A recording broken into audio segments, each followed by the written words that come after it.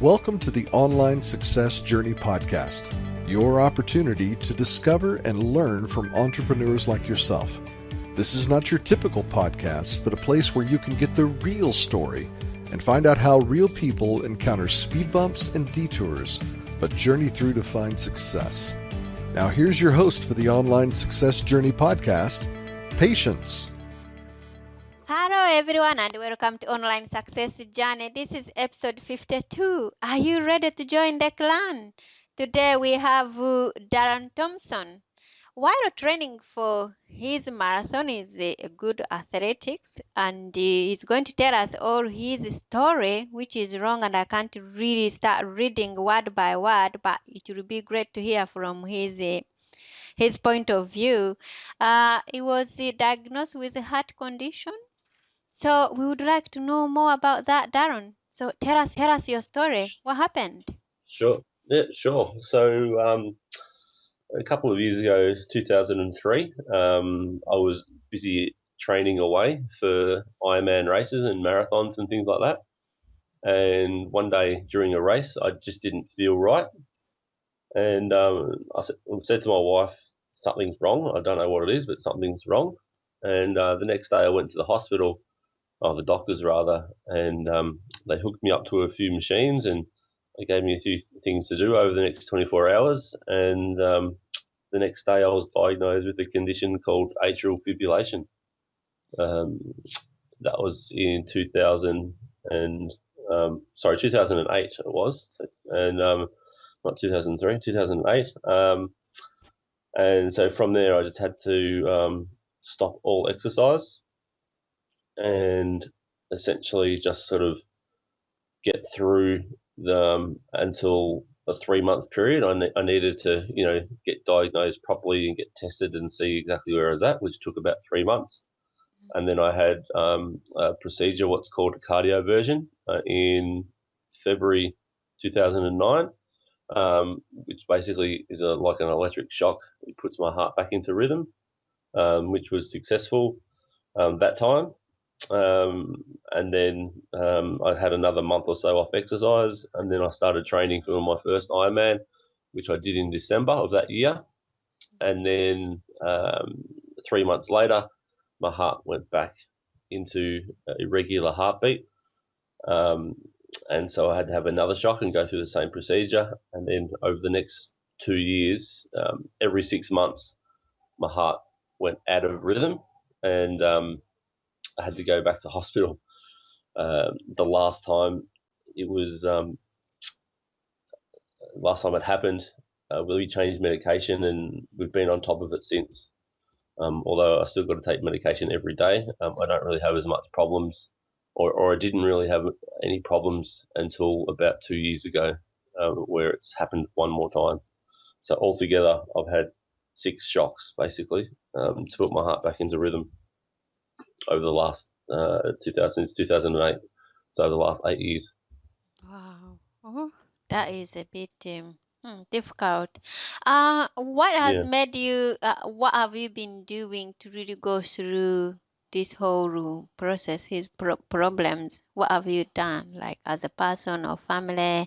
They helped you. What is helping you to go through? To wake up in the day and say, I really needed to make this day was a while. Because some people, when they have those problems, they're like, I'm going to cut up here and not do anything. But to say you are again trying to train again, and what make you that? Yeah. What motivates you? Yeah. Originally, I just loved the challenge of getting through an Ironman, and that was what it was all about. I'd done a few triathlons and got through those pretty well, and I was getting some pretty good results and some good times. And I was just looking for the next challenge, and which led up to a full Ironman race. And then once I was there, it was all about bettering myself and becoming as fast as I could. And so that was really the motivation that I needed, and really making and just being I wanted to be as super fit as I possibly could get myself. Unfortunately, I probably got overfit and gave myself a heart condition in the process. Okay. How did you come to coaching? Yeah, cool. So at the time, I was working as a personal trainer, in a gym. Had all sorts of clients. Was working in just like in a big gym. I would move myself, or work myself up from just a casual PT to a full-time PT, and then eventually a gym manager. Effectively, I thought I could do things a little bit better, and I was a little bit restricted in what I could do. So I went and opened my own place after about 5 years in the gym, and things picked up from there. And I had all face to face, and then a couple of years ago, probably about 3 years ago, I saw the future of personal training, which is online in a daily workshop that I went to, and I thought, well, this is the direction where I wanted to go, just to give myself some more time and some more freedom. At the time, we just had our little girl, so she's 3.5 now. So I wanted to be home to spend more time with her, not slaving away, with clients at the gym. So from that day, it was a decision to start slowly moving online. And about 18 months ago, I solely went online, and it's gone really, really well. Wow. What is the most dangerous belief an online entrepreneur can have? So the most dangerous online belief. Yeah. That now you started bringing your coaching online. Did you ever Yep. had anything like, oh, you can't do that, it will not Oh, last? yes. Yeah. So what do you Yes. think Yeah. is what would stop people becoming online? Yeah, sure. So the biggest thing that I found is that, you think that no one knows who you are, and why would people just start training with you when they don't know you? I wasn't an international or national superstar, but and it took a little bit of work to get it going, so it wasn't an easy process. I just went, as I said before, I solely went online 18 months ago, but I probably spent a year or so learning how to do it, and building a program and building websites and things like that. In the process. So one of the biggest thing was really just, why are people going to answer my ad? How am I going to get my ad in front of people? And why are people going to buy from me if they don't know who I am? So they were the biggest things. Did you get worried and scared to say that, "Oh, maybe I shouldn't really go online"? Yeah, it was a big decision. It was a hard decision, and I kind of was working and doing this in my spare time, and doing all-nighters and up really early before sessions and doing in between sessions. So I was kind of working massive amount of hours, but a lot of it was just in my spare time. So I didn't have that much time to do other things, because I knew I wanted to get this done. I needed to get it up and running. And then when I made that decision to go, well, I'm going to close down the studio and push everyone online and start this online, it was, another 4 to 5 months of working basically full time without a wage to get it up and running and launched, and my first client. Wow. So Manas. it was hard work. Okay, but now it is paying off. Okay. Absolutely. Yeah. Wow. Money aside, how do you know you are Yep. successful in your coaching industry? Sure. So my clients are getting good results. I'm fully booked. Like, I can't take on any more clients as I am now. If I need to take on more, well, I don't need to take on more clients, but if I wanted to take on clients, it'd be a matter of putting, um, someone else on to make some sales calls or to deliver the program. But I think I can measure the success by just, you know,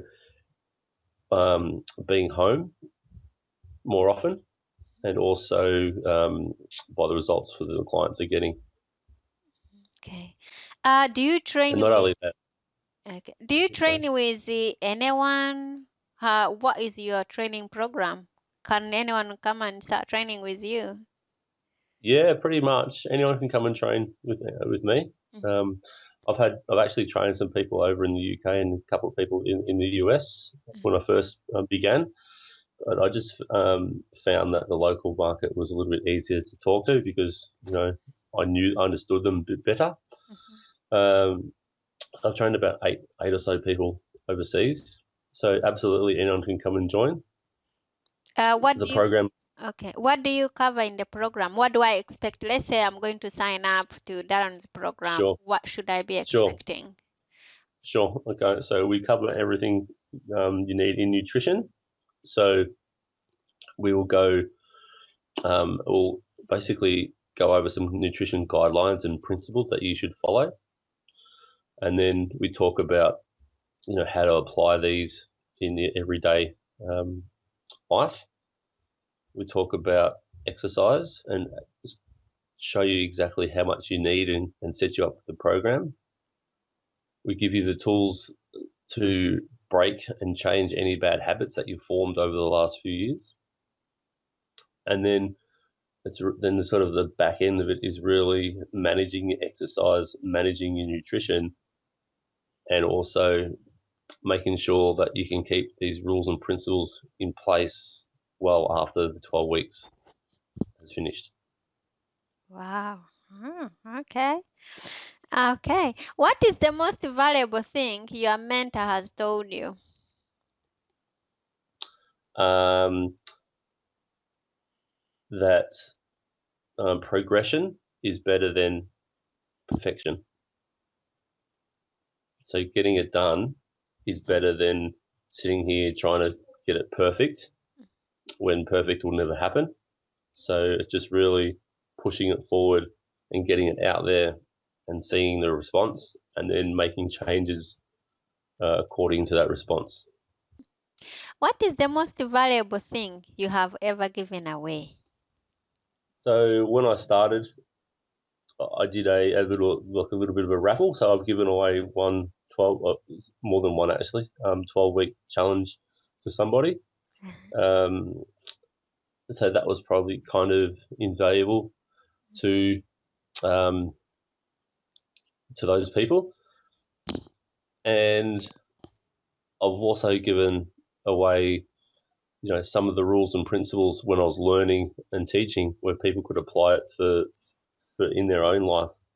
In a call. So every time I have a sales call, in effect, I always give something for that person to take away with them, whether they take up the program or not. And a part of what I do to build trust and generate interest is everyone that comes on or everyone that sees my ad will get a free recipe book and a free workout guide, whether they join up or not. Wow. Thank you so much. Wow. Right then. How did you become the ad genius? Sure. So when I had my studio, I just relocated and I had a fully list of clients from my previous studio, and they were all keen to come with me. But reality was that after a month um, or so, the drive to and from my gym was a bit too much. Most people drove for about 30 or 40 minutes away for an hour session. So, it was almost like a half day off for them. So eventually they started to drop off. So I thought at one point in time, I was sitting in my office with, no work on that day and hadn't, even looked at or thought about Facebook at that time. So I scratched my head and I thought, right, I'm going to sit here and start a Facebook page. And I slowly add, um, added, that to my, skills and spent a lot of time working out how to, do a page, do a group, how to do ads, how to do targeting ads, how to get more people to see your ad. And as Facebook changed over the last few years, I had to keep up with the demands of change and how to, keep my ads in front of clients, and that sort of led into paid ads. And so paid ads, has completely changed everything and the way Facebook works. Now, 5 years ago, if I put a post on, hundreds of people would see it. If I tag people in, thousands of people would see it. If I did a video, there'd be thousands of views. So organic reach was really successful and really good from back then. But now, only 12% of people actually that have liked your page only see your posts. So I kind of had to come up with a way to get around that, which I've done that. And then, that's a bit time consuming, the organic stuff, but it's pretty important to build trust and build and relationships. And then I got into paid advertising. So I learned how to do, target my exact, ideal client. And then I learned how to do, this is all just from fumbling my way through it, is, I had an ad running, and let's say, 10 people opted. So 50 people went on the website, but only 10 people opted in. Well, there's ways that you can market to those other 40 people without marketing to those 10 people. There's ways that you can, ethically market to your competitors. And there's all sorts of things you can do in the back end of Facebook, which I kind of worked out, which was the keys to, picking up clients and the key to success. Okay. So where do we find you? Well, you can send me a Facebook friend request, or you can visit my website. In fact, I've just recently started helping other trainer mates to do this as well. So it was a little thing I just done on the side to assist them how to do ads. And although they've got no idea what I was doing, they were loving having leads come in, triple what was normally coming in. So I've kind of started helping out people and other trainers do it as well. So which is really cool. So that's kind of a little bit of a side thing at the moment, but hopefully that will grow a little bit. So I can definitely be reached through Facebook or through my website. Which is? My website is physicaltherapy.net. So physical is spelt with an F, so FISICAL, and then the word therapy and .net. So there's a ask a question or a contact me option there. So anyone can get on that and ask me any questions or inquire. But they can also send me a Facebook message at any time as well. So whatever's easier. Okay. So, clan, there will be more from Darren in a moment. If you are finding Darren's journey interesting and you are ready to hear more, come and listen to the full version of the interview at onlinesuccessjourney.com. If you are at onlinesuccessjourney.com already, click on part 2 of Darren's journey and you'll get more tips to how to train yourself into becoming a ad genius, or just how to look after your health, because you need your health in order to make money as well. So, and don't forget, you can access all other online journey success interview podcasts on our site as well. Okay, that's a wrap, clan. Remember, success is a journey. Patience and Darren, join us in part 2 at onlinesuccessjourney.com. This is not the end of the journey. We hope you've enjoyed listening to part 1 and want to be sure you know there is a second part to this and every journey podcast at onlinesuccessjourney.com, filled with even more success tips, uplifting stories, and even a bit of fun. There are dozens of episodes only available to the members of the Online Success Journey clan. Check out the website and click on Join the Clan for more information. Patience would like to thank you for listening to this podcast, and she has a free audio gift for you at her website. Go to onlinesuccessjourney.com for instant access to this gift. Of course, you know that listening to the journeys of others helps each of us chart our own path. So make sure you're subscribed to be notified as each new interview is posted. There are so many ways to stay connected to the online success journey and to listen in. And if you're enjoying the podcast, we appreciate your help in telling others. One of the best ways to share the benefit you get is to rate and review it at Stitcher and other sites by clicking the stars or completing the ratings form, by clicking thumbs up and leaving a comment on YouTube, or liking and sharing the podcast on social media. To review the podcast within iTunes, simply open iTunes to the podcast, click on Ratings and Reviews, then write a review. On behalf of patients, and until next time, thanks once more for listening. It is our hope that this podcast will guide you on your own online success journey.